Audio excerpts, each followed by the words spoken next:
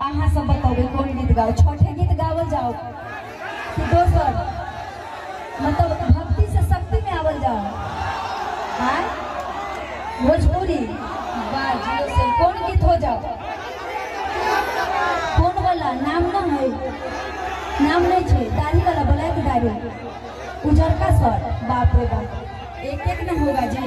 और इधर हमारी माँ बहन भी बैठी हुई है, सब लोग के हम प्रणाम करे छे। जे जे जता छे ओतैये से आशीर्वाद दिए। इधर लाइट भी नहीं जल रहा, हम तो देख भी नहीं किए। बहुत सारी हमारी माँ बहन आप सब लोग के प्रणाम करे छी, आशीर्वाद दिए। आइए सोनमा का सिकरिया से शुरुआत करते हैं ये गीत आप सबके बीच।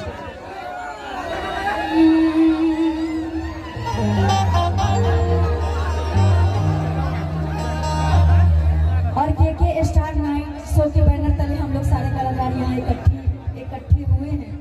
और बहुत सारे हमारे म्यूजिशियन जो आज के स्टेज में चार चांद लगा रहे हैं, बहुत अच्छी प्रस्तुति दे रहे हैं। बहुत ही अच्छा लग रहा है आप सभी का। आप सभी को प्रणाम, बहुत बहुत स्वागत हमारे म्यूजिशियन टीम, हमारे साउंड मैन, आप सभी का स्वागत। आइए सोनमा का सिकरिया आप सबके बीच। किया राजा केते आदमी के एमे शादी भ गेल है? कुमार केते आदमी छी? नहीं माही जी।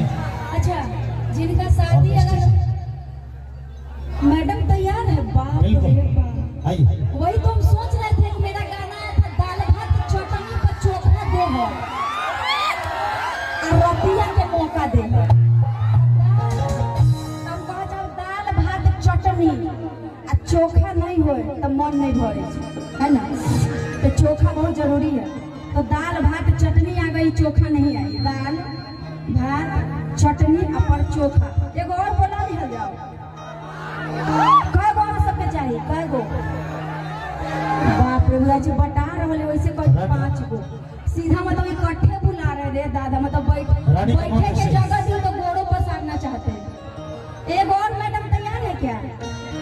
आने दीजिए उनको, तैयार हो जाने दीजिए, अच्छे से तैयार होके आइए। आइए सोनमा का सिकरिया। राजा थोड़ा कमर वगैरह जो है ना थोड़ा सा अच्छे से लचकाइएगा, ठीक ना? यहाँ कमर के बहुत लोग दीवाना है। भोजपुरी में एगो कमर के गीत है जी। कमर तो हमरा बुझाइए 100 गो से ज्यादा गीत होते, 10,000 से ज्यादा, है ना? हाँ कि राजा आ सोनमा के सिकरिया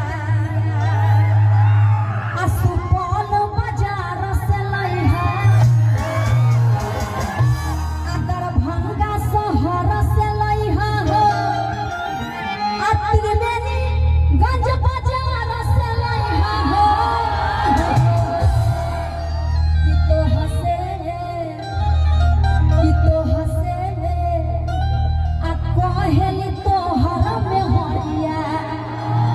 कि तो हसे आ कहेली तोहर कनिया आ बतिया जन तू भूलैहा। ई गाना पर कितना आदमी के पॉकेट ढीला भ जाए छै कनिया के फेर। हाँ ई गाना डिमांडेड गाना है। कि राजा सोनमा के सिकरिया